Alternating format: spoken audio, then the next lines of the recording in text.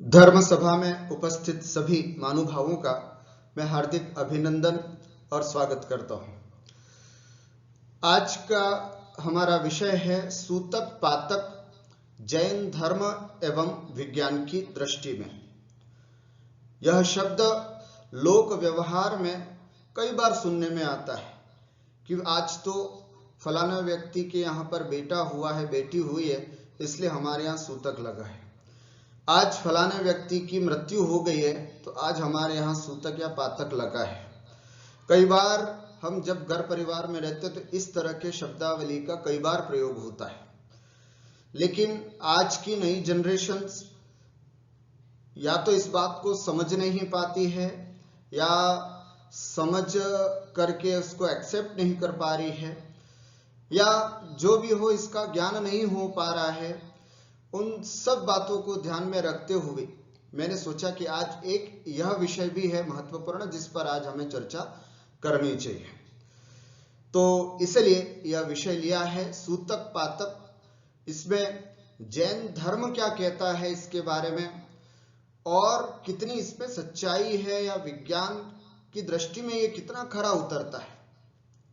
वैसे मैं अपने व्यक्तिगत अनुभव के आधार पर आपको बताता हूं कि जैन धर्म का प्रत्येक सिद्धांत, चाहे रात्रि भोजन का त्याग हो, चाहे प्रतिदिन देव दर्शन की बात हो, चाहे अभक्ष्य भक्षण नहीं करने की बात हो, जैन धर्म की प्रत्येक आचार विचार और चर्चा सब बड़ी वैज्ञानिक हैं, तात्विक हैं, सोशल हैं, आध्यात्मिक हैं, सब चीजें हैं इसमें। तो सूतक पातक की ये विधि भी भला वैज्ञानिक दृष्टि से कम कैसे हो सकती है। खैर, इसमें क्या वैज्ञानिकता है अथवा जैन दर्शन इसमें कहां तक कहता है और क्या है सूतक पातक, इस पूरी बातों को आज के स्वाध्याय में शुरू से लेकर के अंत तक समझने का प्रयास करते हैं। अब सूतक पातक को लेकर के हमारे मन में कितने विचार उत्पन्न होते हैं, पहले हम उनको बिंदुशः समझेंगे और फिर एक एक करके इन सब का उत्तर आगे के स्वाध्याय में समझते हैं। हम किन बिंदुओं पर आज आपसे चर्चा कर रहे हैं। एक तो है सूतक पातक होता क्या है, किसे कहते हैं।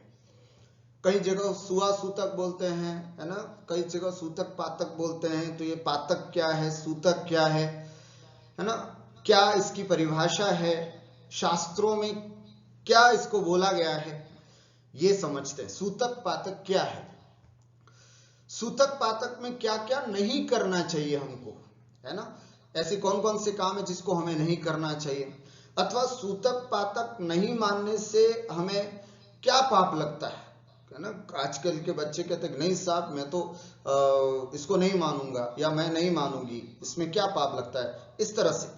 तो ऐसा अगर होता है तो इसमें क्या पाप लगता है, सूतक पातक क्यों मानना चाहिए, है ना, इसमें धर्म क्या कहता है ना, वैज्ञानिकता इसमें क्या कारण बताती है, डॉक्टर्स क्या कहते हैं, इस बातों को समझते हैं।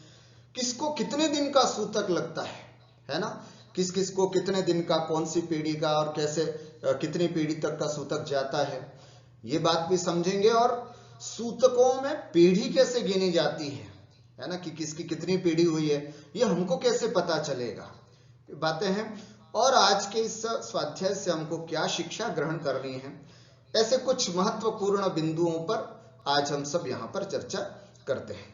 तो आइए प्रारंभ करते हैं। सबसे पहले सूतक पातक क्या, सूतक पातक कहते किसे हैं। तो इसके लिए मैं सबसे पहले कभी भी कोई बात कहूं उसके पहले मैं अपनी संस्कृत की व्युत्पत्ति पर जाता हूं, संस्कृत की शब्दावली पर जाता हूं। सूतक शब्द जो है वो शून्य धातु से सु धातु है, इसमें क्त प्रत्यय लग करके कन प्रत्यय लग करके बनता है सूतक। इसका अर्थ होता है प्रसव के कारण उत्पन्न अशुद्धि। सूतक का अर्थ क्या हुआ, प्रसव के कारण उत्पन्न हुई अशुद्धि, इसको बोलते हैं हम सूतक। पातक क्या होता है, पातक का ये शब्द जो है वो पत धातु से निच प्रत्यय और उण्वुल प्रत्यय लग करके बना है। पातक का अर्थ होता है पाप, दोष, अपराध, जुर्म इत्यादि, यानी ये सब शब्द पातक के पर्यायवाची हैं। तो सूतक पातक इन दोनों शब्दों को यदि हम मिलाकर के एक सही परिभाषा बनाना चाहें तो इस तरह से हम कह सकते हैं कि बच्चे के जन्म के अवसर पर जो नाल काटी जाती है तथा जन्म होने की प्रक्रिया में, है ना, माँ के गर्भ से जब बालक बाहर आता है तो उस प्रक्रिया में भी जो अशुद्धता होती है अथवा जो हिंसा आदि होती है, उसमें लगने वाले दोष या पाप के प्रायश्चित स्वरूप सूतक माना जाता है। समझ में आया?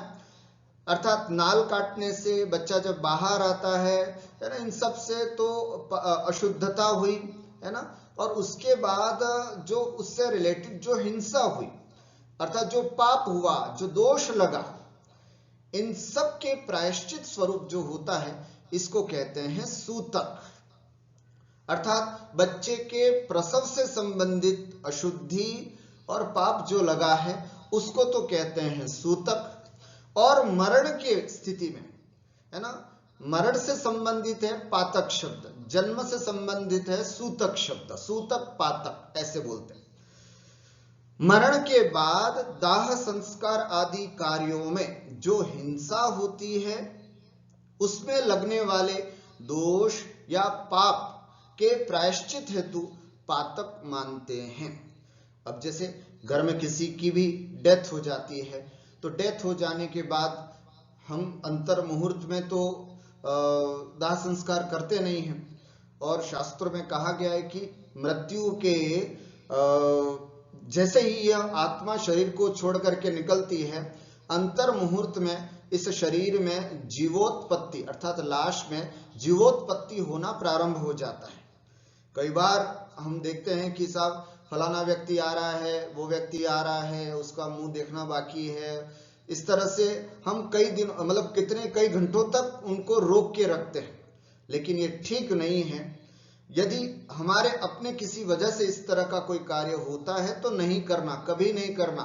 और ये मत कहना कि साहब जब तक मैं नहीं आ रहा हूं तब तक दाह संस्कार नहीं करना, नहीं, आप कहिएगा दाह संस्कार कर लीजिएगा, कोई दिक्कत नहीं, क्योंकि दाह संस्कार नहीं करने तक उस में जितनी जीवोत्पत्ति होती है उस सब का पाप भागी हम बनते हैं।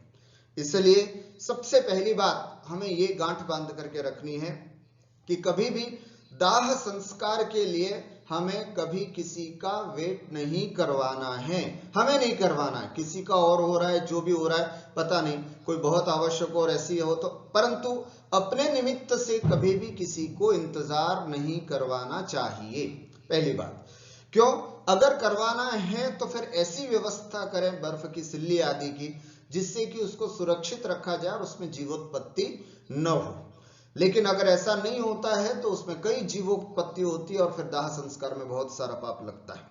खैर, फिर भी मैं समझता हूं कि आसपास के लोगों को इकट्ठा होने में भी अंतर मुहूर्त अर्थात 48 मिनट के अंदर से ऊपर का समय तो हो ही जाता है, इसलिए उसमें भी जितनी भी जीवोत्पत्ति हुई है उससे संबंधित जो दोष है वो तो हमको लगता ही है ना। तो उससे संबंधित जो हिंसा आदि का दोष है, दाह संस्कार का जो आदि दोष है, इन सब के प्रायश्चित स्वरूप जो होता है उसको कहते हैं हम पातक। तो सूतक का संबंध जन्म से है, पातक का संबंध मरण से है। जन्म से संबंधित हुई अशुद्धि और पाप को समाप्त करने के लिए सूतक लगता है, मरण से संबंधित हुई अशुद्धि और पाप का निवारण करने के लिए पातक का व्यवस्था हमारे शास्त्रों में बताई गई। ठीक हो गया? इस तरह से सूतक पातक इसको हम कहते हैं। सूतक के बारे में क्यों जाने, है ना, आज हम इस विषय को क्यों पढ़ें, क्या जरूरी है साहब, इसको समझना क्यों आवश्यक है? तो इसके लिए कहा जाता है इसकी चर्चा शास्त्रों में, जैन शास्त्रों में की गई। कई बार कई लोग ज्यादा समझदार होते हैं, वो कहते हैं नहीं साहब ये सब बातें अपने नहीं है और कहीं संस्कृति के प्रभाव से हमारे यहाँ पर आ गई हैं, अपने जैन शास्त्रों में ऐसी कुछ भी बात नहीं है। ऐसा नहीं, इसलिए मैं आप सबको स्पष्ट कहना चाहूंगा कि इन सब की चर्चा भी हमारे अपने शास्त्रों में की गई है। और शास्त्र संबंधित आचरण, शास्त्र संबंधित व्यवहार जानना आवश्यक है। इसलिए सूतक पातक के बारे में हमको बहुत जानना जरूरी है, एक बात।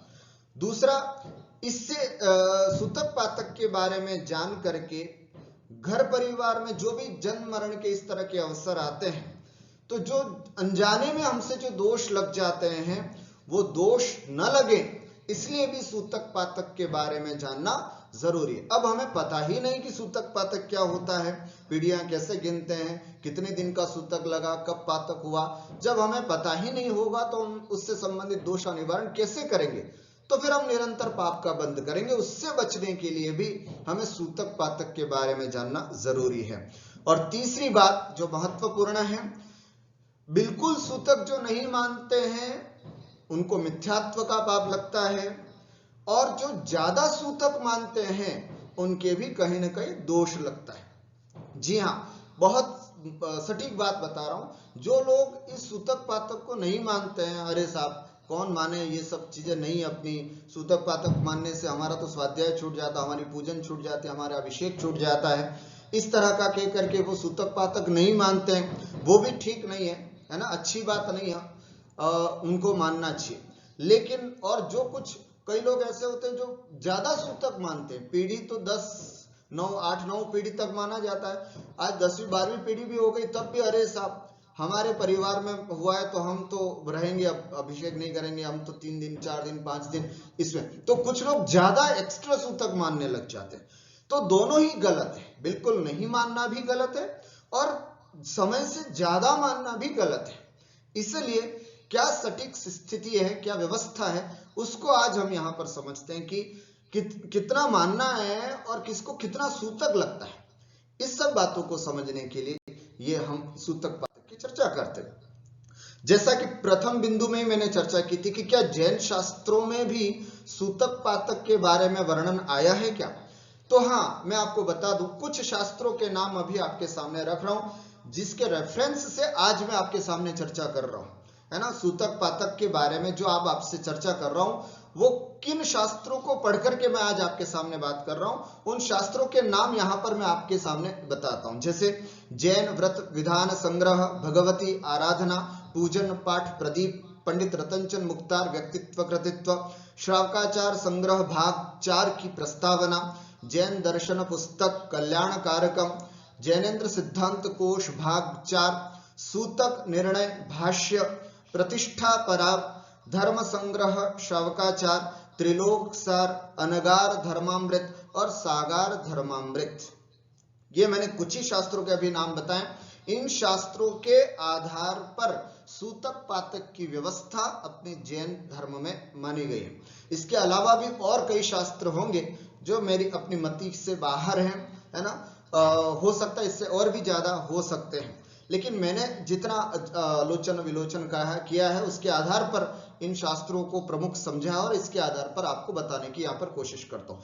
इससे ये बात तो सिद्ध हो गई कि साहब शास्त्रों में लिखी हुई बातों को मतलब जो सूतक पातक मानना है वो शास्त्रोक्त विधि है, इसमें कोई दोष नहीं है, इसको हमें अक्षरशः पालन करना चाहिए। ये एक अच्छे सम्यक दृष्टि व्यक्ति का लक्षण है।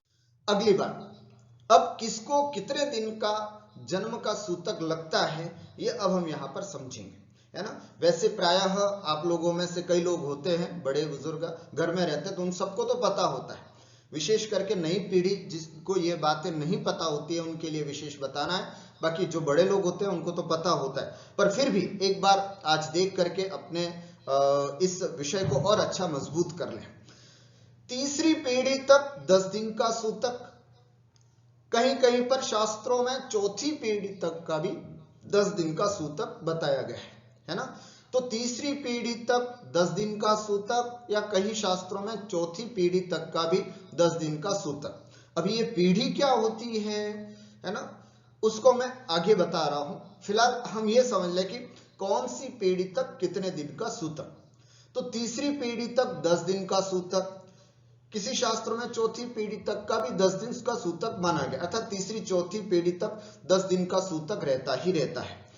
पांचवी पीढ़ी में 6 दिन का सूतक। एक जरूर ध्यान रखें, जिस शास्त्रों में तीसरी पीढ़ी तक 10 दिन का सूतक बताया है, वहां चौथी पीढ़ी में 8 दिन का सूतक बताया।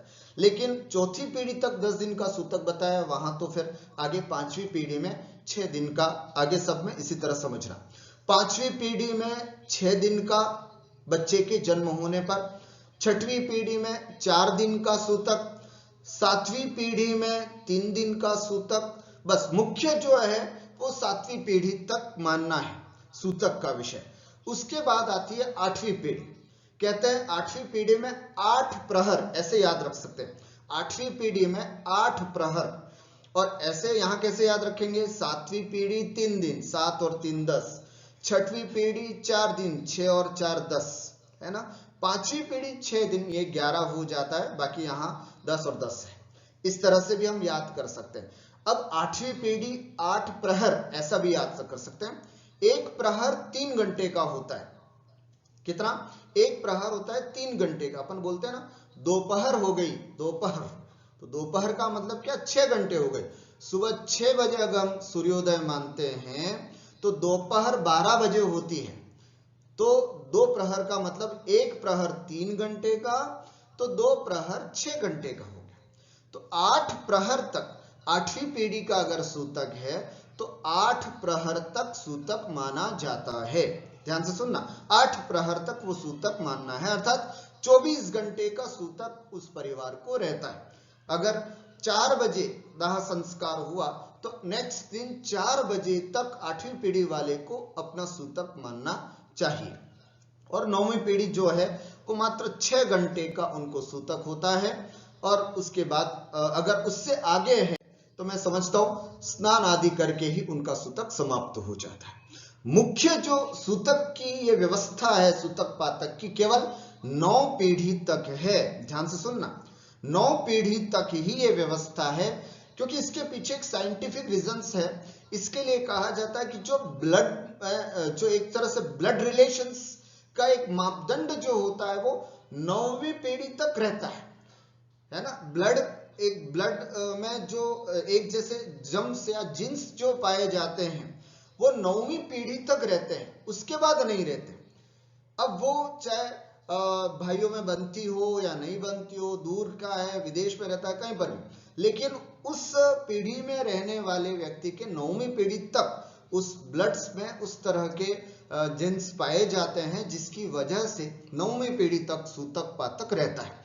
इसलिए जितना भी सूतक पातक का वर्णन आपको कभी भी कहीं पर भी सुनने मिलता है तो वो 9वीं पीढ़ी तक ही सुनने को आता है। हाँ, 10वीं पीढ़ी या उससे आगे कहा जाता तो उसमें इतना ही कहा जाता कि स्नान करने के बाद समाप्त हो जाता है। यह हो गया सूतक की बात। अब बात हम चलते हैं पातक की, अर्थात मरण में क्या स्थिति होती है। तो मैं आपको बता दूं, जन्म में और मरण में केवल इतना ही अंतर है। जन्म में तीसरी पीढ़ी तक 10 दिन का था और मरण में तीसरी पीढ़ी तक 12 दिन का पातक होता है। समझ में आए? अर्थात जन्म में हमने देखा था 10 10 6 4 सेम था। मरण में सिर्फ इतना अंतर हुआ है कि तीसरी पीढ़ी तक 10 दिन का नहीं बल्कि 12 दिन का ही सूतक लगता है, 12 दिन का सूतक लगता है। और फिर चौथी से 12 10 6 4 3 इस तरह से क्रमशः बिल्कुल जैसा जन्म में व्यवस्था थी वैसी ही मरण में व्यवस्था है। तो हमें ये चार्ट जो है वो बिल्कुल ध्यान में रखना है, बिल्कुल बाय हार्ट करना है ना, कि 12 फिर 10 फिर 6 4 3 1 और 6 घंटे, इस तरह से ये पीढ़ियों में, कितनी पीढ़ियों में किस किस को सूतक और पातक लगता है, ये हमने विचार किया। अब हम आपके सामने दिखाना चाहते हैं कि ये पीढ़ी क्या होती है, पीढ़ी को हम कैसे गिने, इस बात को भी यहाँ एक आपके सामने एक चार्ट के माध्यम से समझाने की कोशिश कर रहा हूं। देखिए, सूतक पातक में पीढ़ी कैसे गिने। अभी हमने समझा 12 पीढ़ी तक या 6 पीढ़ी तक या 4 पीढ़ी तक, तो पीढ़ियां कैसे गिने, पीढ़ी का मतलब क्या होता है। तो मैं आपको सीधी सी बात बता दूं, पीढ़ी का मतलब सीढ़ी, एक तरह से जैसे सीढ़ी होती है ना, सीढ़ी में 1 2 3 4 5 इस तरह से क्रमशः ऊपर बढ़ता जाता है, वैसे ही पीढ़ी में भी, है ना। सूतक पातक में पीढ़ी कैसे गिने, तो आपको पीढ़ी में भी ऐसे ही समझना चाहिए, है ना, कि 1 2 3 4 इस तरह से। अब जिस तरह से एक पेड़ में ब्रांच होती है ना, शाखा होती है, उसमें ये शाखा निकली, फिर उसके बाद वो निकलती है, फिर वो निकलती है। ठीक उसी प्रकार यहाँ पर भी पीढ़ियां गिनी जाती हैं। कैसे? आपके सामने एक एग्जाम्पल है। वृषभ कुमार करके एक व्यक्ति है, उनके दो बेटे हैं, अजित कुमार और सुपार्श कुमार। अजित कुमार की संतान संभव कुमार, संभव कुमार की संतान अभिनंदन कुमार। अभिनंदन के दो पुत्र सुमति कुमार और कुंथु कुमार। सुमति कुमार के पद्म कुमार और पद्म कुमार के नेमि कुमार। कुंथु कुमार के मल्ली कुमार और सुव्रत कुमार। इस तरह से इनकी संतान है। इसी तरह यहाँ पर भी संतान जानना चाहिए, है ना। ये सुपार्श कुमार की पूरी पीढ़ी चल रही है। तो पीढ़ी कैसे गिनते हैं वो अब हम यहाँ पर समझते हैं। तो वृषभ कुमार एक पीढ़ी, सुपार्श कुमार दो पीढ़ी, चंद्र कुमार तीसरी पीढ़ी, पुष्पदंत कुमार चौथी पीढ़ी, पांचवी पीढ़ी, इस तरह से ये पीढ़ी कहलाती है। अब हम उदाहरण के माध्यम से समझते हैं। जैसे नेमि कुमार, ये यहां पर है। नेमि कुमार के परिवार में किसी का जन्म हुआ। नेमि कुमार के परिवार में यदि किसी का जन्म हुआ तो यहां शांति कुमार यहां पर है। शांति कुमार को कितने दिन का सूतक लगेगा? ध्यान से सुनना। नेमि कुमार के यहां पर यदि किसी का जन्म हुआ है तो शांति कुमार को कितने दिन का सूतक लगेगा? तो फिर आपको अब ये नेमि कुमार और शांति कुमार को ऊपर चलते चलते चलते चलते वो मेन ब्रांच जहां पर एक व्यक्ति आता है वो कहां तक है वहां तक पहुंचना है। तो कैसे पहुंचेंगे? यहां से चले हम, है ना। 1 2 3 4 5 और 6, ठीक हो गया। अब जैसे यहां से अब शांति, यहां मान लीजिए सुव्रत कुमार को कितने दिन का सूतक लगा? तो सुव्रत कुमार 1, फिर कुंथु कुमार 2 3 4, नहीं, कॉमन कहां पर आ गए? यहां पर अभिनंदन कुमार पे। तो अगर नेमि कुमार के यहां पर बच्चा हुआ तो सुव्रत कुमार को कितनी पीढ़ी का सूतक लगा? तो 1 2 3 4, ये चौथी पीढ़ी हो गई। समझ में आ गया? ये चौथी पीढ़ी हो गई। इसी तरह से अब यहां मान लीजिएगा, यहां शांति कुमार को कितने दिन का सूतक लगेगा? तो 1 2 3 4 5 6 और 7, ये कॉमन पीढ़ी है। इसके लिए और इन दोनों के बीच में ये कॉमन व्यक्ति हैं, तो यहां तक हमको पीढ़ी गिनते हुए आना है। इस तरह से सूतक पातक में पीढ़ियां गिनी जाती हैं। समझ में आ गया? इसी तरह अगर मरण की अवस्था है ना, मान लीजिए मरण की व्यवस्था बनती तो उसमें कितने दिन का पातक लगता है? तो मान लीजिए यहां पर अभिनंदन कुमार का देहावसान हो गया, स्वर्गवास हो गया, तो अभिनंदन कुमार के होने पर या अनंत कुमार को कितना सूतक लगेगा? तो कहते हैं 1 2 3 4 5 और 6, ये छठी पीढ़ी कहलाएगी। ठीक है, 1 2 3 4 5 और 6, छठी पीढ़ी इनकी गिनने में आई है। इसी तरह, है ना, अपने को पूरी तरह से जानना है पीढ़ी को गिनने का तरीका ये। और बहुत सिंपल रूप में अगर हमें समझना है तो इतना समझें, दादाजी एक पीढ़ी, पिताजी दूसरी पीढ़ी, हम स्वयं तीसरी पीढ़ी, है ना। हमारी संतान होती है तो चौथी पीढ़ी। लेकिन अगर हम सब एक ही परिवार में एक साथ रहते हैं तो पूरी एक पीढ़ी मानी जाएगी। पीढ़ी कब मानी जाती है? जब उससे अलग होती है कोई ब्रांच। मान लीजिए कि एक परिवार है जिसमें दादाजी, पिताजी और पोता सब एक साथ रहते हैं, तो वो पूरी एक ही पीढ़ी मानी जाती है, फिर उनको अलग अलग नहीं मानना चाहिए। ठीक हुआ? इस तरह से सूतक पातक में पीढ़ियां गिनने का सिस्टम होता है। ठीक है, एक बार फिर से, जब जन्म होता है तो नीचे से ऊपर की ओर, और जब मरण होता है तो ऊपर से नीचे की ओर आकर के पीढ़ी गिनी जाती है।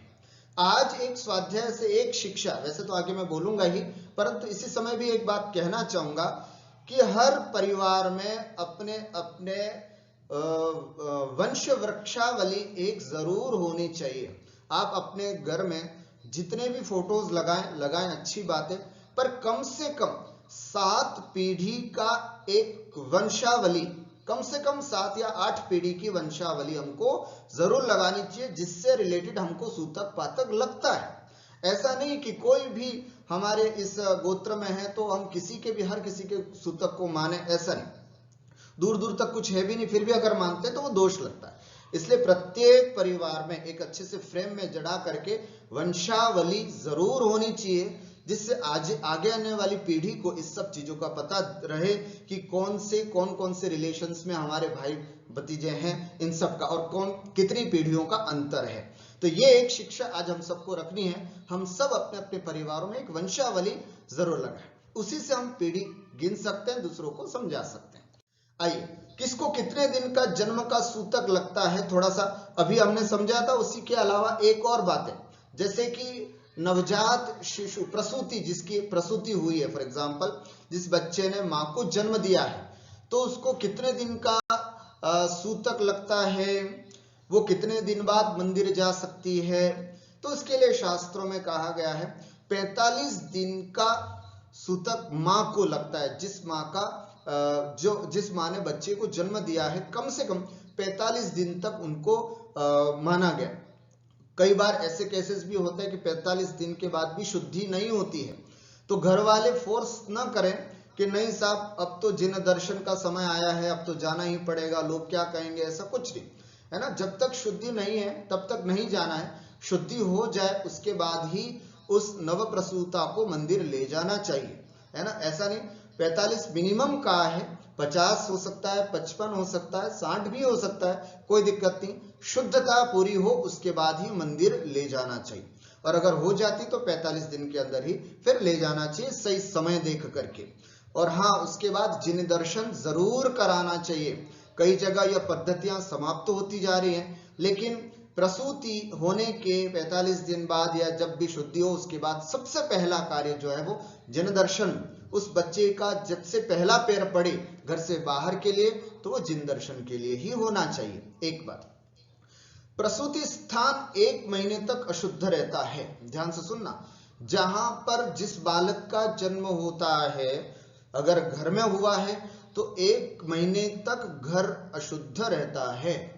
1 महीने तक घर अशुद्ध रहता है, अर्थात उस घर में 1 महीने तक कोई चौका, मुनिराज आना, ये सब नहीं हो सकता, है ना, घर में अगर हुई है।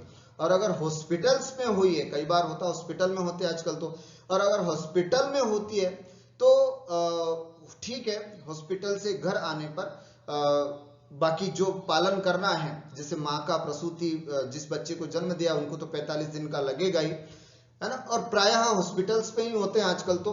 पर अगर हॉस्पिटल में हुआ है तो हॉस्पिटल में तो हम जानते ही हैं, इसलिए प्रायः बड़े बुजुर्गों को हमने देखा है कि जब भी वो इस ऐसे प्रसंग में जब हॉस्पिटल जाते हैं तो वापस जैसे घर आते हैं तो सबसे पहले स्नान करते हैं, करना भी चाहिए, क्योंकि इस तरह का जो हॉस्पिटल होता है वो हमेशा इसी तरह की अपवित्रता वाला होता है। इसलिए ऐसे हॉस्पिटल्स में अगर हम जाते हैं तो घर आकर के स्नान जरूर करना चाहिए, नहीं करते हैं तो आदत डालें। ठीक है, आगे और भी इससे रिलेटेड बात है। अब अगर बेटी हमारे घर पर, फॉर एग्जांपल हमारी अपनी बेटी की प्रसूति हुई है, तो हमको कितने दिन का सूतक लगेगा। ध्यान से सुनना, अगर हमारी घर पर हमारी बेटी का अपने घर में होता है तो परिवार वालों को 3 दिन का सूतक लगता है। परिवार वालों को, है ना, घर में अगर हुआ है तो 3 दिन का सूतक परिवार वालों को लगता है। हमारे अपने प्रांत में ये विशेषता होती है कि अगर बेटी का प्रथम प्रसव है तो माता पिता बड़े खुशी से अपने घर पर करवाते हैं। तो इस स्थिति में जब बेटी का हमारे यहाँ पर इस तरह की प्रसूति का कार्य हुआ है तो पूरे परिवार को 3 दिन का सूतक लगता है। और ससुराल में होता है तो ससुराल वालों को तो पूरे 10 दिन का सूतक लगता ही है। हाँ, पीहर वालों को फिर सूतक नहीं लगता है। अगर पीहर में हुआ है तो 3 दिन का सूतक लगता है, और अगर ससुराल में हुआ है तो ससुराल वालों को तो 10 दिन का पूरा लगता है, लेकिन पीहर वालों को सूतक नहीं लगता है। ये एक बात हमको विशेष रूप से ध्यान में रखनी है। अगर घर में बहुत बड़ा परिवार है, पहले तो बहुत बड़े बड़े परिवार होते थे, राजा रानी होते थे या दास दासियां खूब हुआ करती थी, दास उनके बच्चे सब पालन, तो नौकर चाकर हो, और अगर उनके हमारे अपने घर में इस तरह का अगर प्रसूति होता है या ऐसी स्थिति होती है, तो अपने घर में अगर वो जन्म देते तो एक दिन का सूतक मानना चाहिए, और अगर बाहर होता है कहीं तो फिर उसमें कोई सूतक हमको नहीं लगता है। इसके अलावा भी आजकल पेट एनिमल्स भी होते हैं, है ना। पहले तो हमारे घरों में गाय भैंस बकरी आदि सब हुआ करती थी, आजकल तो सब सिटीज में ये सब चीजें नहीं है, लेकिन फिर भी जानना जरूरी है कि घर में अगर पालतू गाय भैंस घोड़ी बकरी आदि जो भी है ना, अगर घर में अगर वो प्रसव को प्राप्त होते हैं तो एक दिन का सूतक हम सबको लगता ही है। किंतु घर से कहीं दूर इनका जन्म होता है ना, तो हमारा अपना, यद्यपि हमारा पेट एनिमल है, लेकिन कहीं बाहर बहुत दूर होकर के अगर उसका प्रसव हुआ है तो परिवार को किसी भी प्रकार का सूतक नहीं लगता है ना। उसी के अलावा इसी संदर्भ में एक बात आपको और बताना चाहूंगा कि अगर कोई हमारे पालतू पशु हैं, घर में पालते हैं, नहीं भी पालते हैं, है ना, जहां से हम दूध लेकर के आते हैं, तो कितने दिन की बाद उस पशु के दूध को हम पी सकते हैं, उस पशु की प्रसव पीड़ा हुई, फॉर एग्जांपल गाय है, गाय ने अपने बछड़े को जन्म दिया, तो उस गाय के कितने दिनों के बाद दूध पीने योग्य होता है, तो उसके लिए कहा जाता है गाय है तो 15 दिन के बाद उसका दूध पीने योग्य होता है, भैंस है तो कम से कम 10 दिन नहीं पीना चाहिए, 10 दिन के बाद जो है वो दूध पीने योग्य होता है, बकरी होती है तो कम से कम 8 दिन के बाद दूध पीने योग्य होता है, उसके पहले ये अभक्ष्य होता है, कभी भी उसका दूध नहीं पीना चाहिए। और वैज्ञानिक दृष्टि भी ये कहती है कि उतने दिन तक उस दूध पर जो है वो बछड़े का अधिकार होता है। जैसे शुरू में हम भी यहाँ पर देखते हैं कि शुरू के 6 महीने में बच्चे को केवल माँ का दूध पिलाया जाता है, उसी तरह इन जानवरों पर भी पहला अधिकार उन बछड़ों का है, तो जितना भी हो सके वो दूध उन बछड़ों को पिलाना चाहिए। इसलिए शास्त्रों ने यहाँ पर स्ट्रिक्टली मना कहा कि इतने दिन तक हमें किसी को भी 15 दिन 10 दिन 8 दिन हम सबको कभी भी इन जानवरों के दूध का सेवन नहीं करना चाहिए। अब कुछ बातें और भी हैं यहाँ पर जिसको हमें सब समझना है। गृह त्यागी, सन्यासी अथवा युद्ध में शहीद हुआ हो ऐसे व्यक्ति का सूतक एक दिन का होता है। कैसे समझें? गृह त्यागी का मतलब क्या? ऐसे ब्रह्मचारी जी जो दूसरी प्रतिमा, तीसरी, चौथी, पंचमी प्रतिमा है और ब्रह्मचर्य व्रत ले लिया है और अब घर छोड़ दिया है, घर त्याग दिया है, मुनि संघ में रहते हैं, आरिका संघ में रहते हैं, ऐसी स्थिति है, तो अब घर गृहस्थी से रिलेटेड अगर कुछ भी होता है, चाहे कितनी भी पीढ़ी का हो ना, उनको एक दिन का उनसे रिलेटेड जो होता है वो एक दिन का सूतक लगता है। ध्यान से सुनना, गृह त्यागी के पातक आदि होने पर एक दिन का सूतक परिवार वालों को मानना है। अगर उनके घर में कोई सन्यासी हो चुके हैं, दीक्षा ले ली, तो भी उनके परिवार को एक ही दिन का सूतक लगता है।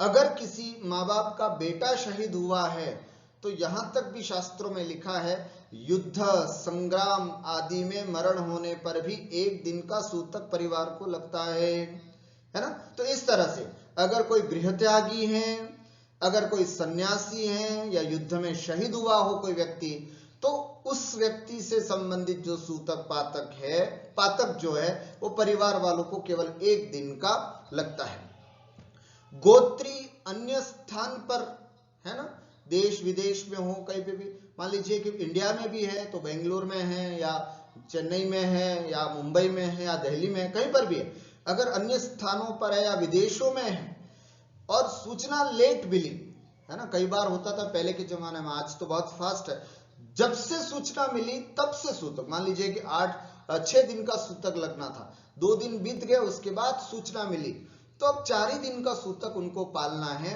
पूरे 6 दिन का सूतक नहीं पालना है, नहीं पालना चाहिए।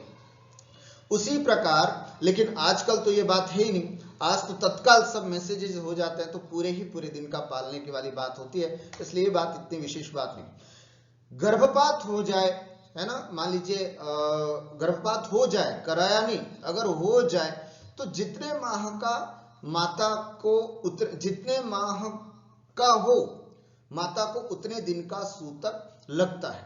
मान लीजिए कि 6 माह का बच्चा अगर है और उसका गर्भपात हो गया तो 6 दिन का सूतक, 3 दिन का प्रेगनेंसी थी और अगर गर्भपात हो गया, कुछ भी हो गया, तो कम से कम 3 दिन का सूतक पालना चाहिए मां को और परिवार को। ठीक है। अगर मरा हुआ बालक जन्मे, हाँ, कई बार ऐसी स्थिति हो जाती है कि अंदर के अंदर ही उस बच्चे की डेथ हो जाती है, फिर भी शास्त्रों में कहा है माता को फिर भी 45 दिन का सूतक तो लगता ही है। अगर जीवित बच्चा जन्मे लेकिन नाल छेदने के बाद अगर मर जावे, बाहर आने के बाद ऑक्सीजन की कमी या कुछ भी हो सकता है, कुछ भी एक्सीडेंटली कुछ भी हो गया, ऐसी स्थिति में कहते हैं फिर भी माता को 45 दिन का सूतक लगता ही लगता है ना, ये ध्यान में रखें। उसके अलावा और भी जैसे एक विशेष बात हमको यहाँ पर ध्यान रखना है कि जिस दिन दाह संस्कार किया जाता है उस दिन से पातक के दिनों की गणना होती है, न कि मृत्यु के दिन से, है ना। फॉर एग्जाम्पल आज 4 बजे या 5 बजे किसी का मरण हुआ, है ना, और अगर आज ही 6 बजे उनका दाह संस्कार हो गया, 7 बजे दाह संस्कार हो गया, तो आज के दिन से गणना चालू हो जाती है। लेकिन आज तो मरण को प्राप्त हुआ और कल दाह संस्कार करेंगे, सुबह कल दाह संस्कार करेंगे, तो फिर जो काल गणना है वो कल से चालू होगी, मृत्यु के दिन से नहीं, दाह संस्कार से पातक के दिनों की गणना प्रारंभ होती है। ये विशेष बात अपने को ध्यान में रखनी है। और भी जैसे अभी मैंने बात की उसी की थोड़ी सी और विशेष चर्चा करके, यदि घर का कोई सदस्य बाहर विदेश में है तो जिस दिन उसे सूचना मिलती है उस दिन से शेष दिनों तक उसके पातक लगता है।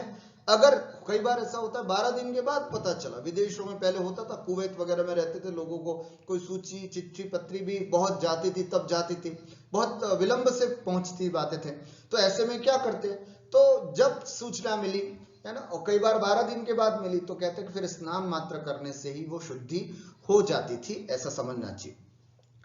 किसी स्त्री के यदि गर्भपात हुआ है तो जितने माह का गर्भ पतित हुआ उतने दिन का ही पातक मानना चाहिए, इस बात को भी समझना है। 8 वर्ष के बालक का मरण होने पर 3 पीढ़ी तक 10 दिन का सूतक लगता है। ध्यान से सुनना, 8 वर्ष के ऊपर अगर है तो मरण का 12 दिन का सूतक लगता है, लेकिन 8 वर्ष से कम है तो 3 पीढ़ी तक केवल 10 ही दिन का सूतक लगता है, ये ध्यान रखें। और एक बात और हमारे यहाँ पर परंपरा में है, शास्त्रोक्त बात तो नहीं है, लेकिन हम सबकी परंपराओं में ये भी बात मैं बताना चाहूंगा कि 8 वर्ष से कम बालक की अगर मृत्यु होती है तो दाह संस्कार नहीं करते, बल्कि उनको दफनाते हैं, है ना, गाड़ देते हैं उनको, दाह संस्कार नहीं करते। ये भी एक परंपरा हमारे यहाँ पर मानी गई है, इसको भी जाना जाता है ना। मान लीजिए कई बार ऐसा होता है कि 2 महीने का बच्चा मृत्यु को प्राप्त हो गया या जो भी हो, तो जितना छोटा बच्चा होता है उसके दाह संस्कार ना करके, है ना, उसको गाड़ने की एक सिस्टम या पद्धति करते हैं, तो ये भी देखा जाता है। किसी अन्य की शव यात्रा में जाने वाले को 1 दिन का सूतक लगता है। ध्यान से सुनना, है ना। मान लीजिए कि अब हमारे कोई परिवार में नहीं है, लेकिन पड़ोसी था, है ना, बहुत पहचान का था, और आज हम मान लीजिए किसी के शव यात्रा में पहुंचे तो कहते हैं उस व्यक्ति को 1 दिन का सूतक लगता है। और मुर्दा को छू लेने वाले को 3 दिन की अशुद्धि जानना चाहिए। मुर्दे को छूने पर, कई बार हम इसको नहीं पालते हैं, मुर्दे को छूने पर भी वही 1 दिन का करते हैं, ऐसा नहीं। अगर हमने किसी मुर्दे को स्पर्श कर लिया है तो हमें 3 दिन का अशुद्धि जानना चाहिए। और अगर नहीं, हम आज शव यात्रा में गए हैं, इससे रिलेटेड एक बात और भी बताना चाहूं, जैसे कई बार कई लोग प्रश्न करते हैं कि शाम को 4 बजे अगर हमने किसी का दाह संस्कार करके आए तो कल सुबह क्या अभिषेक पूजन के लिए जा सकते हैं क्या? कई बार ऐसे प्रश्न आते हैं, तो उसके लिए कहा जाता है कि हमारे यहाँ पर 1 दिन की, यहाँ पर बताया कि 1 दिन का जो है वो उनको सूतक लगता है, ये बताया है। तो अब हमें अपना यहाँ विवेक रखना है कि ये 1 दिन समाप्त कब होता है। तो ये हमारा जो दिन है वो यहाँ सूर्योदय से सूर्यास्त तक दिन माना जाता है।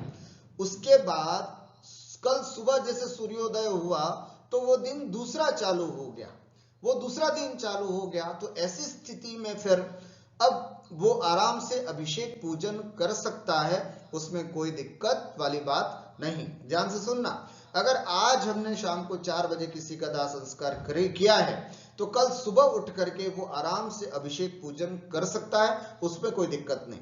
हाँ, लेकिन 8वीं पीढ़ी की जो मैंने बात बताई थी कि अगर हमारे परिवार में 8वीं पीढ़ी तक है और 8 प्रहर का उनको सूतक लगता है, 8 प्रहर का मतलब होता है 24 घंटे का, तो ऐसी कंडीशन में तो 4 बजे से लेकर के दूसरे दिन 4 बजे तक का सूतक लगता है, नो डाउट। लेकिन कोई ऐसा नहीं केवल दाह संस्कार में गए तो उसके लिए एक दिन बताया है केवल, है ना, दिन रात नहीं कहा, उसमें तो दिन रात कहा था, यहाँ केवल एक दिन बताया है और वह दिन जो है वो सूर्यास्त के बाद समाप्त हो जाता। तो ऐसी स्थिति में फिर सुबह नए सूर्योदय के साथ नया दिन प्रारंभ होता है, आराम से हम अभिषेक पूजन भी कर सकते हैं।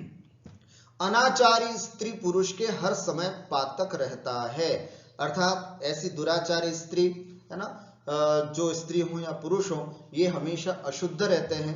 ऐसे लोगों से जितना हो सके उतना बचना चाहिए। अब एक बात और आती है आत्महत्या से रिलेटेड, है ना, अगर आत्महत्या हुई है तो कितने समय तक का सूतक पातक लगता है, ये प्रश्न भी हमें कई बार समाज में प्राप्त होते हैं। इसके बारे में हमें जानना होगा। घर में कोई आत्मघात कर ले तो 6 महीने का पातक मानना चाहिए। कितने समय का? 6 महीने का। अभी हमने सुना सामान्य मृत्यु होने पर तो 12 दिन का हमें पातक लगा, लेकिन अगर कोई हमारे परिवार में हमारी वजह से, है ना, हमने कुछ ऐसा सिचुएशन क्रिएट की है जिससे सामने वाले ने अगर आत्महत्या कर ली तो फिर उस पूरे परिवार को 6 महीने का सूतक पातक लगता है। जैसे एक एग्जाम्पल, मान लीजिएगा कि कोई फलाना व्यक्ति है ना, मान लीजिए कि सामान्य नाम कोई भी सुन ले, जैसे कि कोई भी ब्रिजेश कुमार करके कोई व्यक्ति है। ब्रिजेश कुमार व्यक्ति के घर पर एक बहू आई, है ना, बहू को दहेज के लिए वो सताने लगे, परेशान करने लगे, और ऐसी स्थिति में बहू ने फिर सुसाइड कर ली। अब बहू ने सुसाइड कर ली तो अब उस पूरे परिवार को, है ना, अर्थात ब्रिजेश कुमार के पूरे परिवार को, अगर वो स्वयं, उनका बेटा और पोता सब एक साथ रहते हैं, तो उन सबको 6 महीने का सूतक लगता है ना, 6 महीने का पातक उन सबको लगता है। ये बात ध्यान रखें। और दूसरी बात यहां पर इसलिए इस बिंदु को मैंने स्पष्ट किया है, आत्महत्या करने के लिए यदि परिवार वालों ने मजबूर किया है, फॉर एग्जाम्पल ऐसी सिचुएशन क्रिएट की हो, है ना, पिता ने पुत्र को बहुत प्रेशराइज किया हो अच्छा बिजनेस करने के लिए, खूब पढ़ाई करने के लिए, दूसरे बच्चों से कंपेयर कर करके उसको डिप्रेशन में अगर ले आए हो, कहीं ना कहीं अगर परिवार इस तरह का कारण बनता है और अगर बच्चा या बच्ची कोई भी आत्महत्या करता है तो पूरे परिवार को 6 माह का सूतक लगता है। ये बात हमको ध्यान में रखना है। लेकिन जरूरी नहीं कि किसी परिवार के किसी सदस्य ने कुछ न कुछ ऐसा किया हो और डिप्रेशन में आया हो। एक बात और समझना, घर परिवार यदि खूब पैसों की इच्छा करे और व्यक्ति कमा नहीं पाता है तो भी कई बार परिवार जो है डिप्रेशन में आ जाता है ना, सामने वाला व्यक्ति डिप्रेशन में आ जाता तो वो व्यक्ति भी सुसाइड करता, तो उसमें भी 6 महीने का सूतक लगता है। इसलिए प्रायः पूरी समाज में हमारे यहाँ पर ये कहा जाता है कि अगर घर में किसी ने सुसाइड की है तो उस पूरे परिवार को, है ना, उस पूरे परिवार की ये जिम्मेदारी बनती है या पूरे परिवार को सजा दी जाती है एक तरह से, 6 महीने के लिए उस पूरे परिवार को धर्म अधिकारियों से पृथक कर दिया जाता है। क्योंकि किसी भी व्यक्ति को घर से अगर ऐसी सिचुएशन पैदा हो जाती है कि ऐसा कदम उठाना पड़ता है तो कहीं ना कहीं पूरा परिवार उसमें जिम्मेदार माना जाता है, और इसलिए 6 माह की व्यवस्था उनके लिए की गई।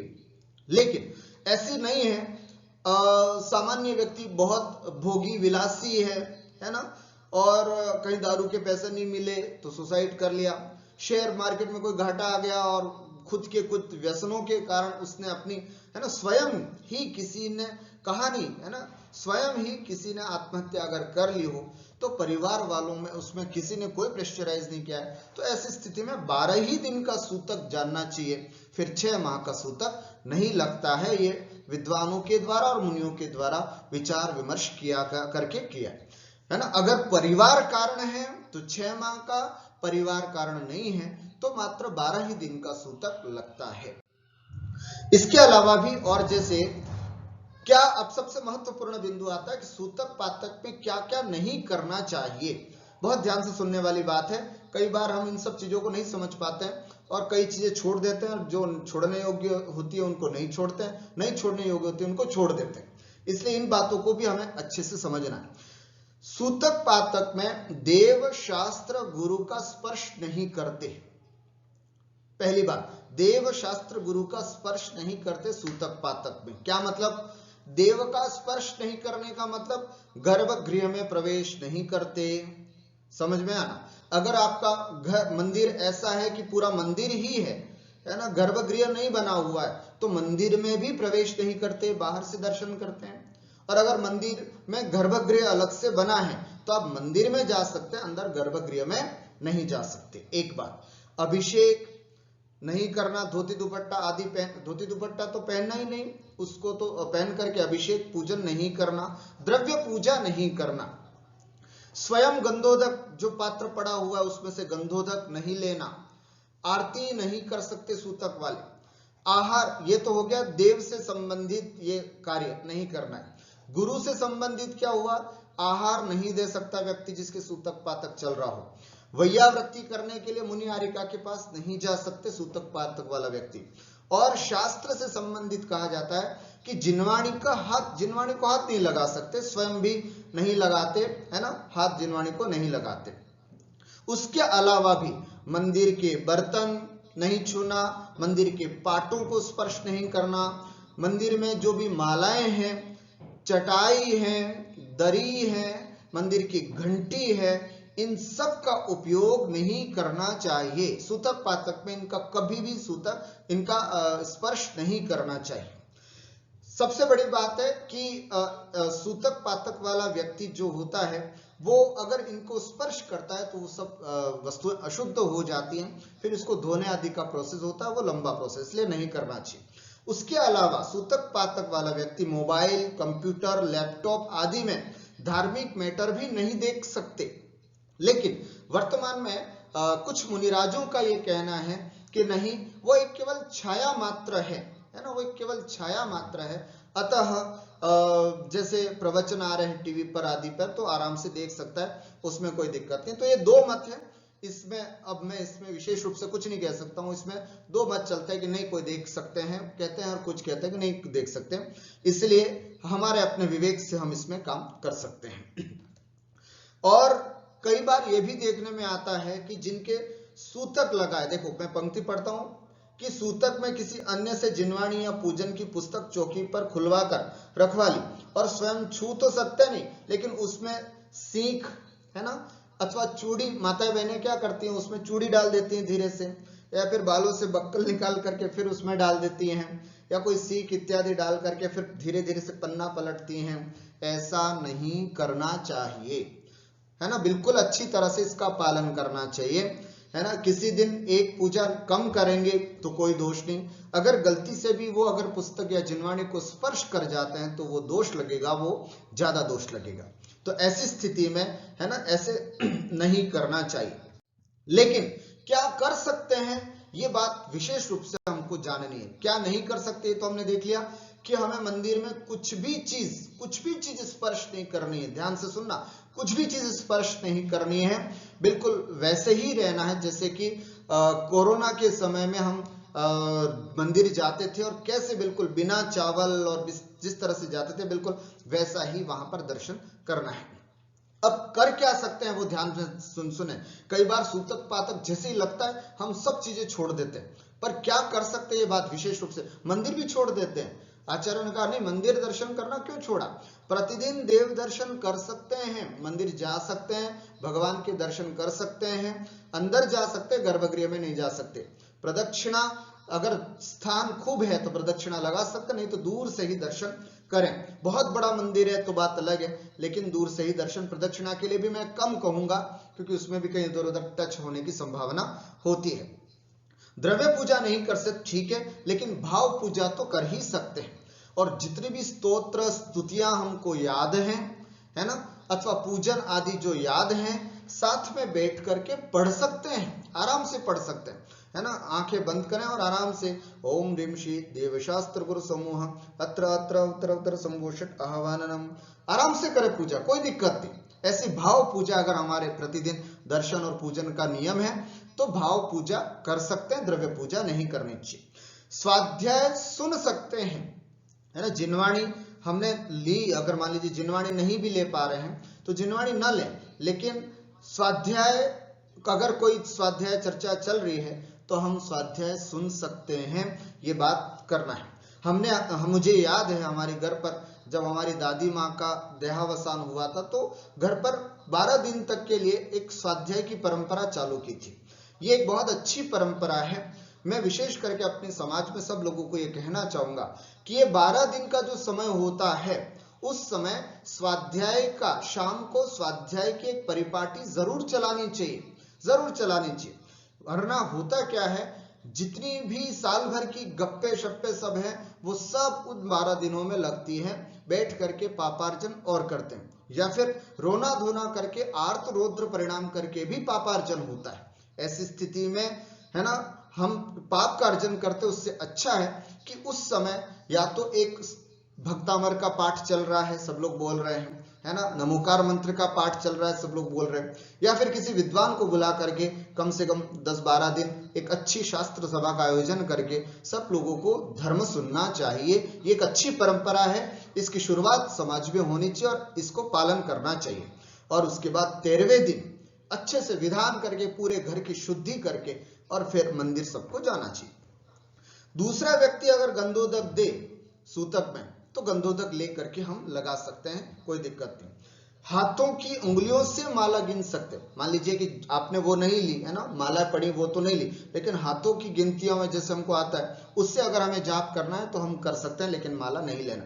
महाराज माता जी के भी दूर से दर्शन कर सकते हैं, उनको छू करके दर्शन नहीं कर सकते, दूर खड़े होकर के उनके आहार की अनुमोदना कर सकते हैं, लेकिन स्वयं आहार नहीं दे सकते। मरण के 13वें दिन घर पर विधान कर सकते हैं, करना चाहिए, जिससे घर की शुद्धि हो जाए, घर का वातावरण बिल्कुल पवित्र हो जाए, है ना। इसलिए घर की शुद्धता आदि के ध्यान में रखते हुए विधान आदि भी करना चाहिए, अच्छी बात है। एक बात विशेष रूप से मैं आपको कहना चाहूंगा कि पति का मरण होने पर विधवा महिलाएं 12 दिन का ही सूतक मानना चाहिए। 12 दिन का ही सूतक उनका होता है, उनका भी, पत्नी का भी। 13वें दिन से वे भी द्रव्य पूजन, स्वाध्याय, आहार दान आदि कर सकते हैं, ध्यान रखें। लेकिन कई समाज में इस तरह की व्यवस्थाएं होती हैं कि अरे इनका तो पति मरण हुआ है, इनके पति का देहावसान हुआ है, तो अभी तो 30-40 दिन इनको बिल्कुल घर में रखेंगे, कैद करके रखेंगे, ये बाहर नहीं निकल सकते। नहीं, ऐसी बात नहीं है, है ना। अगर किसी का पति के भी मरण हो गया है तो वो भी शास्त्रों में साफ लिखा है कि आराम से वो 13वें दिन से मंदिर, देखो ध्यान रखें, मंदिर तो रोज जाना चाहिए, है ना, मंदिर तो रोज जाना चाहिए। आज अगर शाम को 4 बजे दाह संस्कार करके आए तो कल से भी मंदिर जा सकती है वो विधवा महिला भी। ध्यान से सुनना, देव दर्शन छोड़ने का तो कोई नियम है ही नहीं हमारे शास्त्रों में, लेकिन वर्तमान में समाज में अरे साहब कोई लोग क्या कहेंगे, कल ही तो इनका देहावसान हुआ और आज निकल गए, आज घर में बाहर आ गए और दर्शन करने चले गए। ऐसा नहीं, कुछ भी नहीं। देव दर्शन करने के लिए कहीं पर भी कुछ भी मनाही नहीं है, पर हाँ केवल देव दर्शन करें, है ना, बिल्कुल मर्यादा के साथ जाना और मर्यादा से वापस आना है। दर्शन नहीं छूटना चाहिए। दर्शन से छूटने के लिए शास्त्रों में कहीं कुछ भी नहीं लिखा है। हाँ, उस पे द्रव्य आदि या स्थानों को छूना नहीं है, ये जरूर लिखा है शास्त्रों में, लेकिन दर्शन से वंचित किसी को भी नहीं किया। और वही विधवा महिला 13वें दिन के बाद, है ना, 12 दिन समाप्त हो जाए तो 13वें दिन से आराम से फिर भोजन मतलब पूजन है, द्रव्य पूजन है, स्वाध्याय है, आहार आदि है, वो सब भी कर सकती है। 30-40 दिन तक उसको बंद करके रखना, है ना, कोना में बिठा करके रखना, ये सब ठीक नहीं है, शास्त्र सम्मत नहीं है। परंपराएं समाज की अपनी अपनी होती है, लेकिन शास्त्र सम्मत वो व्यवस्था नहीं है। अगर घर का कोई सदस्य, इस बारे में भी मैंने अभी चर्चा कर ली थी, घर का कोई सदस्य मुनि, आर्यिका, तपस्वी बन गया हो तो उसे घर में होने वाले जन्म मरण का सूतक पातक नहीं लगता, ये विशेष बात समझना। अगर कोई व्यक्ति साधु बन गए हैं, जिन्होंने घर छोड़ दिया है ना, अगर हम घर में किसी तरह का कोई भी जन्म हुआ या मरण हुआ तो उस मुनि बन गए या आर्यिका बन गए या जो तपस्वी है उनको सूतक नहीं लगता। अब मैं आपको किस विषय में चर्चा कर रहा हूं कि सूतक किसको नहीं लगता, है ना, तो जो मुनि, आर्यिका और तपस्वी बन चुके हैं, है ना, उनको सूतक नहीं लगता। एक बात, जिस वंश वाला यजमान बिंब प्रतिष्ठा कर रहा है ना, ध्यान से सुनना, जिस वंश वाला या गोत्र वाला यजमान बिंब प्रतिष्ठा कर रहा है, अर्थात जिसका विधिवत मंत्रोच्चार के द्वारा सकलीकरण हुआ है, उसके सूतक पातक वाले, है ना, उसको सूतक नहीं लगता। एक बात थोड़ा समझे इस बात को, क्या कहना चाह रहा हूं। सकलीकरण करके विधि होती है हमारे यहाँ पर, जब कोई पंचकल्याणक होते हैं या बड़े बड़े विधान होते हैं, उसमें प्रतिष्ठाचार्य जी क्या करते हैं, सकलीकरण करते हैं, है ना, पूरे शरीर की शुद्धि करते हैं, व्यक्ति की शुद्धि करते हैं, व्यक्ति का नाम, गोत्र आदि सब परिवर्तित करते हैं, है ना, फिर वो व्यक्ति फलाना नाम से नहीं जाना जाता है, फिर वो व्यक्ति सौधर्म इंद्र, ये ईशान इंद्र हैं, ये कुबेर हैं, इस नामों से जाना जाता है। व्यक्ति का नाम, एड्रेस, पता, घर सब छूट जाता है, और उस तरह का जो व्यक्ति होता है, ऐसे व्यक्ति को सूतक पातक नहीं लगता। लेकिन कुछ लोग आजकल क्या करते हैं, इस सिस्टम को कितना बिगाड़ दिया मैं वो बताना चाहूंगा, कि केवल एक धागा बांध दिया लाल और कह दिया कि सब अब हमारे यहाँ सूतक पातक नहीं लगता है, इससे काम नहीं चलता। कई लोग हमारे पास भी आते हैं इस बारे में कह करके कि साहब एक धागा बांधो जिससे कि हम बच जाए, लेकिन नहीं, ध्यान रखें, मंत्रोच्चारण के द्वारा, विधिवत सकलीकरण के द्वारा इंद्र प्रतिष्ठा की जाती है, उसका नाम, गोत्र सब परिवर्तित किया जाता है, उसके बाद उसको सूतक पातक नहीं लगता है, अन्यथा सूतक पातक लगता है। तो जो मान लीजिए हमारे नगर में विधान हो रहा है, सर्वतोभद्र महामंडल विधान, है ना, अथवा और कोई बड़े बड़े विधान हो रहे हैं, पंचकल्याणक हो रहे हैं, और उसमें घर के हमारे सदस्य लोग बैठे हुए हैं, बकायदा उनका सकलीकरण, उनका नामकरण सब चेंज हुआ है। अब ऐसे लोगों के परिवार में अगर किसी के घर में कुछ भी सूतक पातक होता है तो वो व्यक्ति आराम से अपना वो धार्मिक कार्य कर सकता है, उनको किसी भी तरह का सूतक पातक नहीं लगता। लेकिन तब तक कि वो उस घर में जाए नहीं। अगर वो उस घर में जाते हैं जहां से संबंधित उनको सूतक पातक लगा है, तब तो फिर वहां उनको दोष लग जाएगा और फिर सूतक पातक माना जाएगा। उनको उतने दिन तक उस घर से कम दूर रहना है जहां से संबंधित उनको सूतक पातक लगा है। और तीसरी बात, किसको सूतक नहीं लगता है, तो युद्ध में शहीद हुआ कोई बेटा है, कोई व्यक्ति है, उसका सूतक भी नहीं लगता है। संग्राम में मरण, ऐसा लिखा है शास्त्रों में।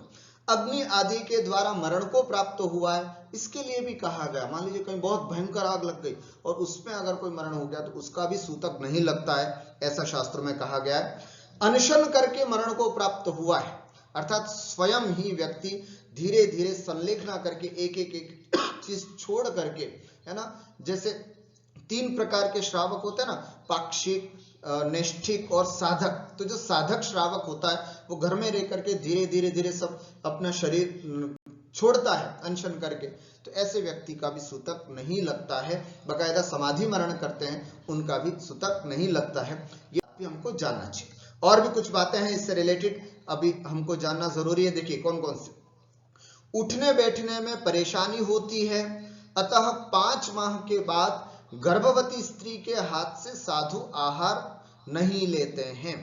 कई बार होता है ना, महाराज जी कितनी कितनी प्रेगनेंसी होती, कितने महीने, कहते हैं 6ठे महीने हो गया, 7वां महीना चल रहा है, 8वां महीना चल रहा है, तो उस स्त्री से आहार नहीं लेते हैं, अथवा उनको कभी बड़े बड़े विधानों में और अनुष्ठानों में भी मना कर दिया जाता है। उसके पीछे उसके उठने बैठने में परेशानी को मानना है और कुछ नहीं।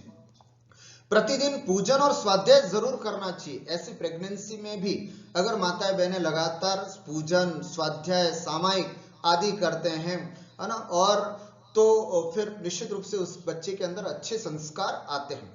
कहते हैं शास्त्रों में देखा है, सीता, अंजना, इन सब ने गर्भावस्था में भगवान की खूब पूजा की थी, खूब भक्ति की थी। उसका ही परिणाम है कि लवकुश जैसे पुत्र हुए, हनुमान जैसे पुत्र हुए। तो इसका मतलब गर्भ में स्वाध्याय पूजन तो अच्छा कर सकते, लेकिन बड़े बड़े विधानों में या आहार आदि के लिए 5वें महीने के बाद निषेध कर दिया जाता है कि उसमें नहीं जाना चाहिए। किसी के यहाँ मरण के बाद बैठने जाते हैं अथवा अंतिम संस्कार में शामिल होते हैं तो दूसरे दिन प्रातः काल पूजन एवं आहार दान कर सकते हैं, है ना, दूसरे दिन कर सकते हैं, उस दिन हम नहीं कर सकते हैं। अन्य के मरण पर 24 घंटे का सूतक नहीं लगता है, सूर्योदय तक का ही सूतक जानना चाहिए, उसके बाद सूतक नहीं लगता है।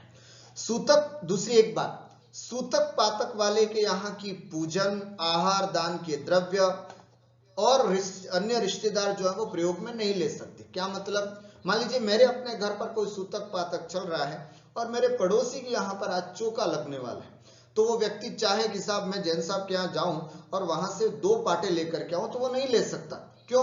क्योंकि मेरे घर पर सूतक लगा। तो जिसके घर पर सूतक लगा है उस व्यक्ति के किसी भी द्रव्य का उपयोग इन सब अच्छे कामों में नहीं करना चाहिए, नहीं करते।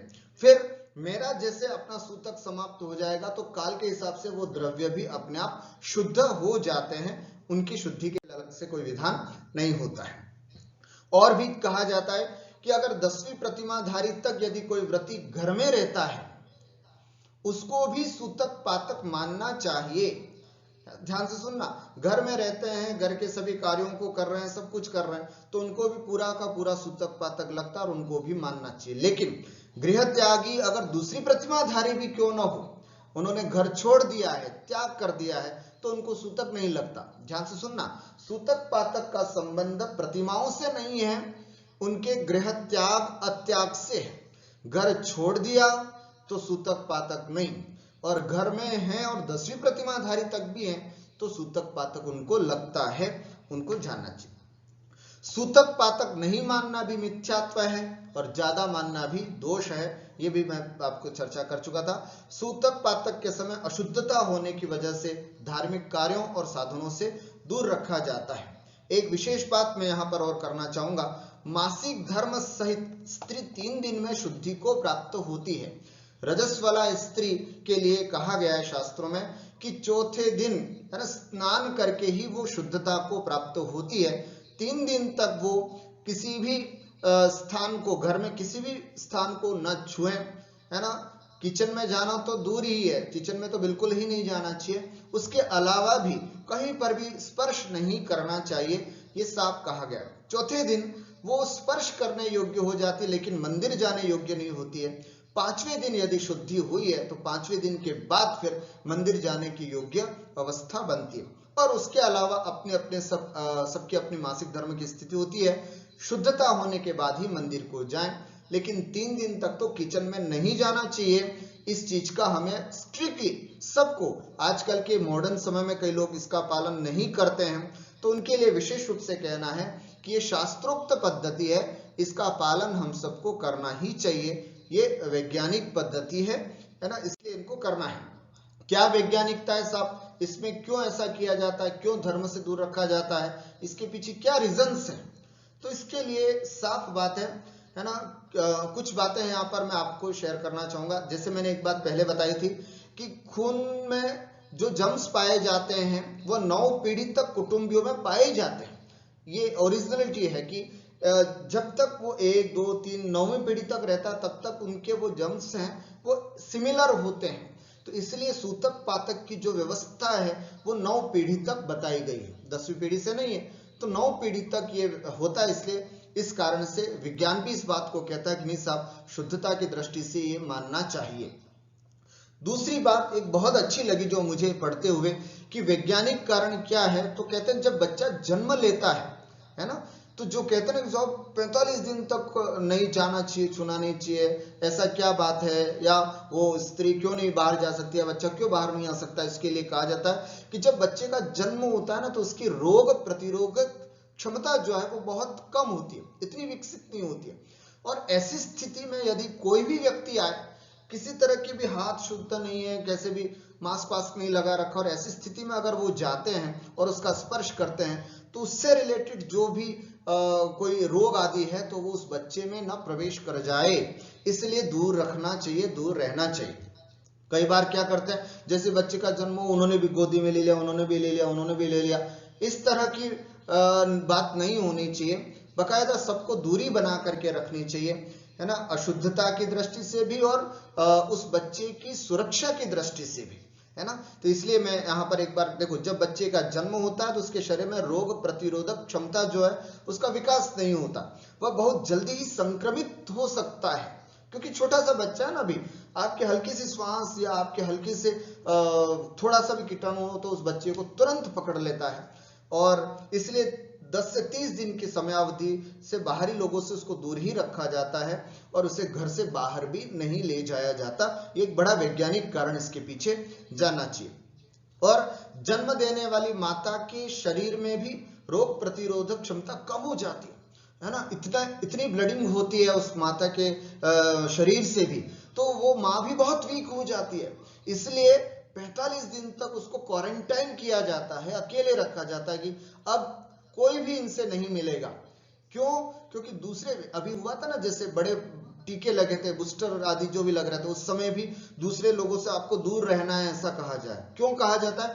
कि ऐसी स्थिति में आपकी इम्यूनिटी कम हो जाती है और कोई भी व्यक्ति अगर आपके संपर्क में आएगा तो कहीं आप फिर से कहीं इन्फेक्टेड ना हो जाओ।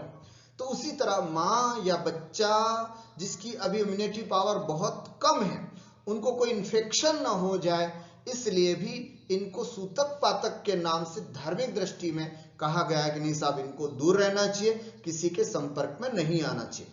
यही स्थिति रजस्वला स्त्री के लिए भी कहा जाता है, 3 दिन पूरी तरह से क्वारंटाइन रहना चाहिए, पूरी तरह से, है ना, किसी भी तरह। अब तो ये भाषा आप लोगों को समझ में भी आ गई होगी।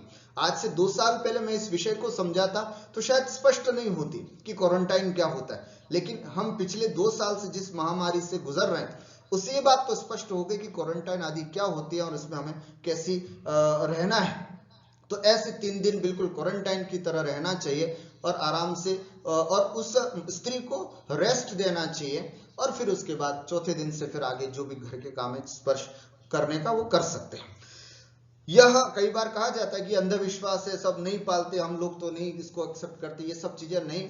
मैं उन सबको कहना चाहूंगा कि अंधविश्वास नहीं है, बल्कि मौलिक उद्देश्य इसके पीछे यही है कि स्त्री के शरीर को आराम देना है और उस बच्चे का स्वास्थ्य ठीक रहे, बस इसलिए ये सूतक पातक आदि की व्यवस्था मानी जाती है। तो साहब मरण में क्यों ऐसा किया जाता है? तो उसके पीछे भी जो रीजंस है वो हम आपको बताएं कि जिसका मरण हुआ है ना, मान लीजिए जिसका भी मरण हुआ है, अब वो बहुत लंबी बीमारी, कोई कैंसर हुआ है या कोई भी घातक बीमारी हुई हो, एक्सीडेंट हुआ हो या बहुत बुजुर्ग होने की वजह से, है ना, तो वो उसके अंदर जम्स होने के कारण भी कोई व्यक्ति जो गया वो इन्फेक्ट हो सकता है, उनके अंदर भी इन्फेक्शन आ सकते हैं छूने के बाद। अभी देखा ना, क्वारंटाइन में किसी को जलाने के लिए भी अनुमति नहीं मिली थी। ऐसी स्थिति में कोई भी व्यक्ति उस मुर्दे से इन्फेक्टेड ना हो जाए, अगर हो भी गया हो तो सीधा घर आ। पता है पहले के समय में क्या, मुझे ध्यान है गांव में पहले शमशान घाट से सीधे तालाब पर जाते थे और वहीं स्नान करके बिल्कुल सैनिटाइज होकर के आते थे घर पर और फिर घर पहुंचते थे। लेकिन आजकल सिटीज में तो ऐसी व्यवस्था नहीं, कोई तालाब आती तो है नहीं, तो अगर घर पे भी आते हैं तो सीधा बाथरूम में जाना चाहिए और पूरे सवस्त्र स्नान करके फिर अपने आप को सैनिटाइज करके ही बाहर आना चाहिए। तो ये जो इसके कारण बताया जाता है, इसके पीछे यही कि मरने वाला न जाने किस कारण से मृत्यु को प्राप्त हुआ है, तो उसमें जो भी हम इन्फेक्टेड हुए हैं या टच में आए हैं तो वो सब चीजें भी दूर हो जाएं।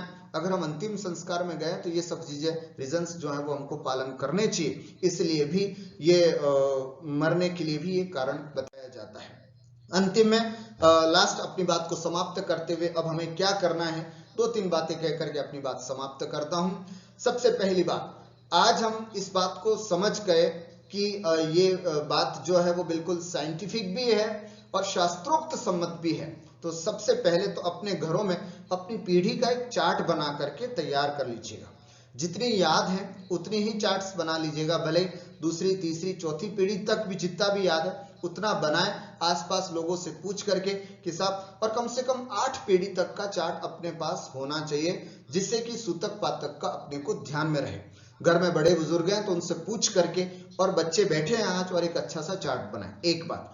दूसरा, अगर हम इसको नहीं मानते हैं, इसके बावजूद भी, इतना सुनने के बाद और समझने के बाद भी इसको मानने का भाव नहीं है, तो ध्यान रखना, कर्म सिद्धांत पढ़ा है अभी हमने, बहुत विस्तार से समझा है। सूतक पातक होने के बावजूद भी यदि हम उसको नहीं मानते हैं तो सीधा नीच गोत्र का बंध होता है, नीच गोत्र का। और नीच गोत्र का बंध होने का मतलब है कि ऐसे परिवार में जन्म होना, ऐसे परिवार में जन्म होना जहां दूर दूर तक धर्म की कोई बात ही नहीं, हिंसात्मक कार्य, अभद्र व्यवहार, माता बहन बेटियों के साथ अभद्र आचरण, ऐसे नीच गोत्री जो लोग होते हैं, मांसाहारी का खान पान, ऐसे गोत्र में जन्म होगा जहां किसी भी प्रकार की कोई शुद्धता का पालन कुछ भी नहीं देखा जाता है ना, कुछ भी तरह की व्यवस्था नहीं जाती, ऐसे नीच गोत्र में फिर जन्म होता है। इसलिए सूतक पातक अगर हम मानते हैं तो कम से कम इस नीच गोत्र के बंध से बच सकते हैं, इसलिए हमें ये काम करना है। और तीसरी और अंतिम बात जो मैं महत्वपूर्ण समझता हूं, सूतक पातक पर धर्म से दूर होने पर अपने परिणामों को संभालना है। कैसे? मान लीजिए कि कैसे परिणाम संभालने में, रोज तो द्रव्य पूजन करता था लेकिन आज द्रव्य पूजन नहीं कर पाया, मैं रोज तो भगवान का अभिषेक करता था लेकिन आज अभिषेक नहीं कर पाया। चिंतन क्या? चिंतन यही होना चाहिए, यह है देखो संसार का फल, मैं परिवार में रहता हूं, संसार में रहता हूं, राग द्वेष से घिरा हुआ हूं, है ना, सब आसपास रिश्तेदारियों में फंसा हुआ हूं, उसका परिणाम यह हुआ कि आज किसी और व्यक्ति के यहाँ पर जन्म हुआ है और मैं यहाँ अभिषेक से दूर हो गया। हे भगवान, कब मैं इस परिवार का त्याग करूं और ऐसी पर्याय को प्राप्त करूं जहां पर किसी भी प्रकार की अशुद्धता नहीं हो। मरण के समय भी यही विचार करना है कि देखो भगवान, मेरा देखो किस व्यक्ति के प्रति कैसा राग होने की वजह से, है ना, राग द्वेष होने की वजह से आज, या मैं परिवार में हूं, है ना, परिवार का मुखिया हूं या जो भी हूं, इसका पालन करता हूं, आज किसी व्यक्ति के दुख मतलब मरण होने के बाद मुझे अपने धर्म कार्यों से वंचित कर दिया। ऐसी स्थिति में ध्यान से सुनना, खुश नहीं होना। कुछ लोग सूतक आने पर खुश हो जाते, बस अब अभिषेक पूजन नहीं करना, मंदिर नहीं जाना, ऐसे नहीं, ध्यान से सुनना। ऐसी स्थिति में मंदिर तो जाना ही है, लेकिन परिणामों में क्या, अरे बड़े दुख की बात है कि हम भगवान को स्पर्श नहीं कर पा रहे, है ना, ये हमारे अपने संसार का ही फल है। मैंने संसार बढ़ाया, उसका फल यह है कि मुझे आज प्रायश्चित के रूप में सूतक पातक को पालना पड़ रहा है। हे भगवान, मुझे ऐसी स्थिति प्रदान करो कि इन सब चीजों को त्याग करके, है ना, गृह त्यागी बनूं और सूतक पातक से बिल्कुल ऊपर उठ जाऊं। ये परिणाम हम सबको करने हैं, इसी मंगलमय भावना के साथ कि हम सब सूतक पातक की इस विधि को अच्छी तरह से समझें और जितना कहा गया है इस सूतक पातक के बारे में उसका विधिवत पालन करें और नीच गोत्र में जन्म होने से बचें। और साथ में ये भावना जरूर करें कि हे भगवान, बहुत जल्दी इस गृह को त्याग करके और समस्त सूतक पातक से रहित होकर के अपना जीवन जीऊं और आत्मा का कल्याण करूं। इसी मंगलमय भावना के साथ मैं अपनी बात को विराम देता हूं। बोलिए द्वादशांग जिनवाणी माता की जय।